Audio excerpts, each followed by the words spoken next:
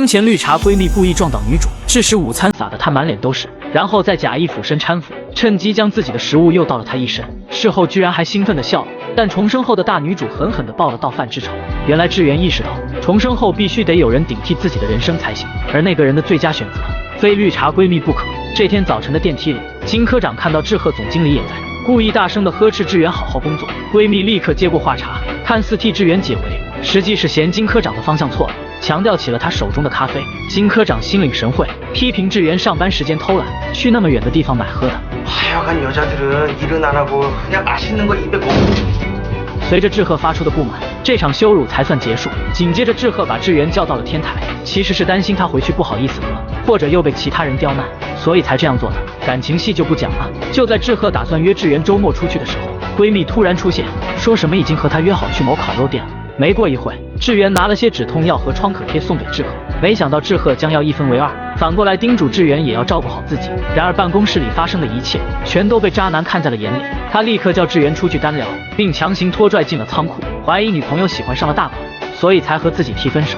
还没等智媛开口，渣男又警告他，别以为志贺年纪轻轻当上了经理，就以为有什么来头，责备智媛是个什么都不懂的狐狸精。智媛懒得解释，但又怕渣男惹出是非，谎称提分手是因为他对自己不像以前那么好了。몰라 얘기 안 할래。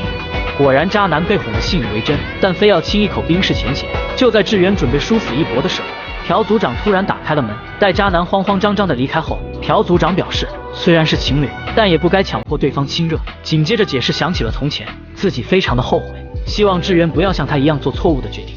신경써서일부러와준건가？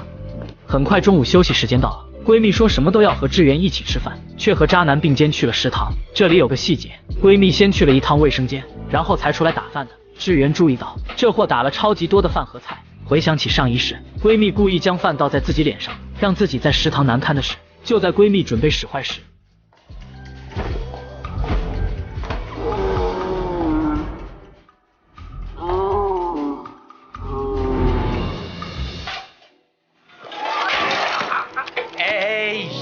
我心里不禁大叫一声好。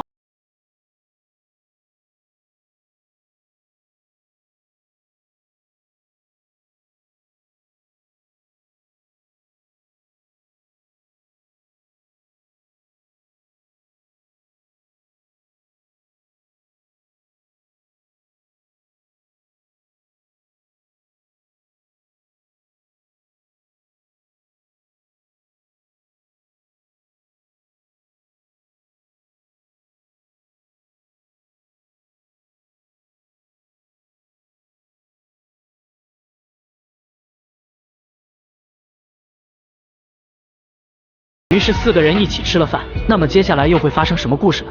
茶明明知道他是闺蜜的男友，却在拥挤的电梯内公开吸引对方。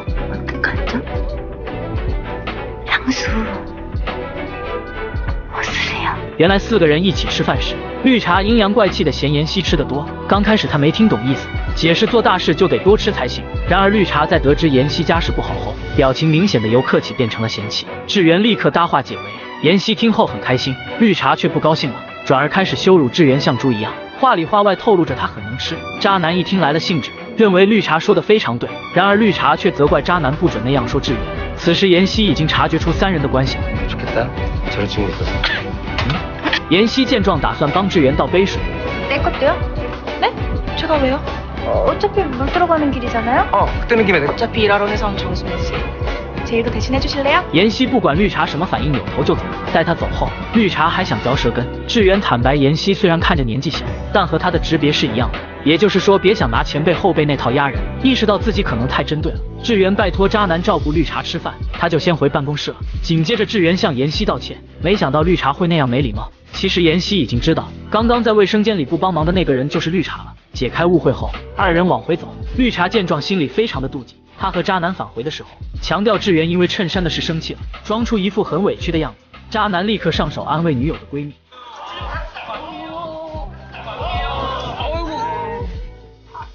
绿茶回想刚才渣男的举动，肯定不能错过伤害智媛的机会，于是开始吸引她。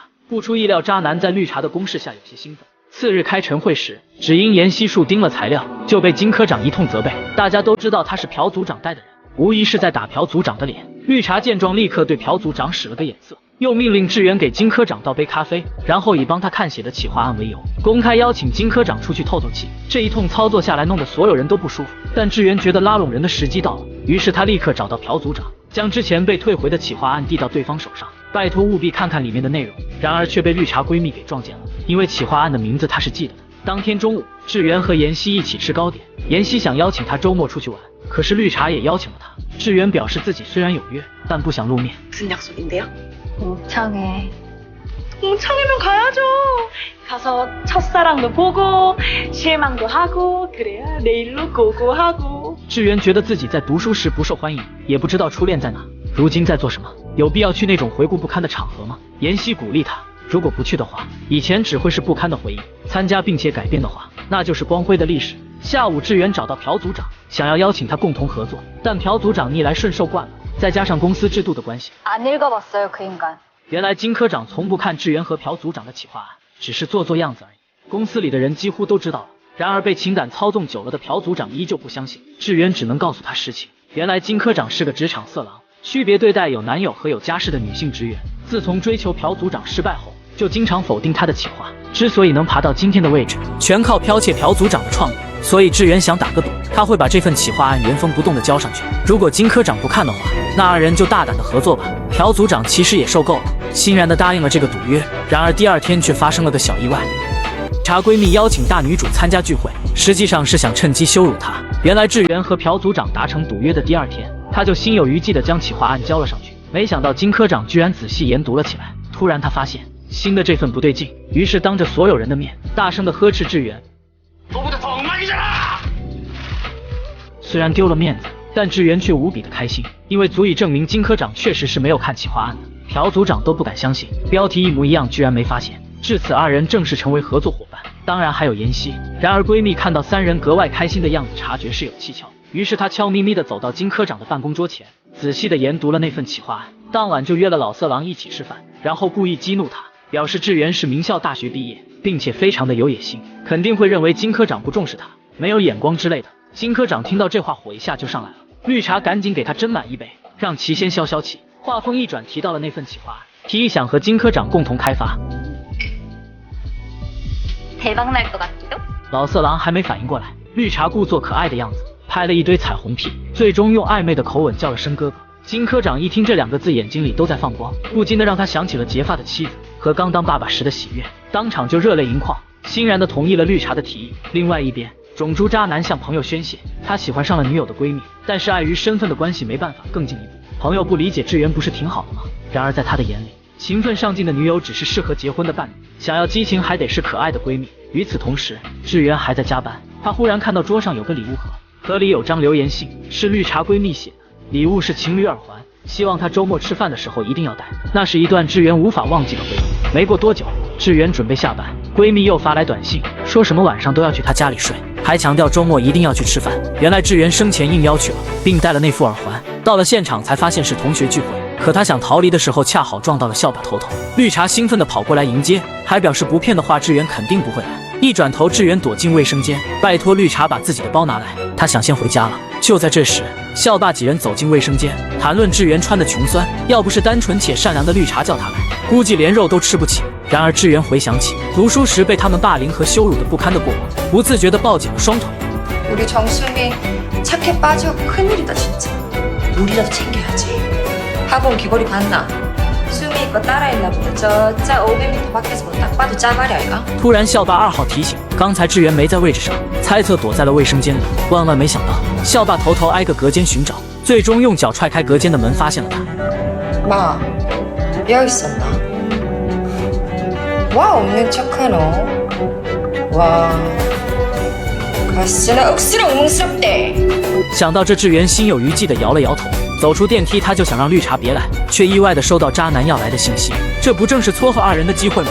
此时，渣男收到了志远立刻回来的消息，而闺蜜却因收到的消息没有表情，气愤地决定不去了。志远刚到家，就看到了渣男的鞋子，没想到他来得这么快。紧接着，闺蜜发消息说不来了。就在志远想如何是好的时候，渣男就披着一条浴巾走了出来，竟然直接扯掉浴巾，用力一甩。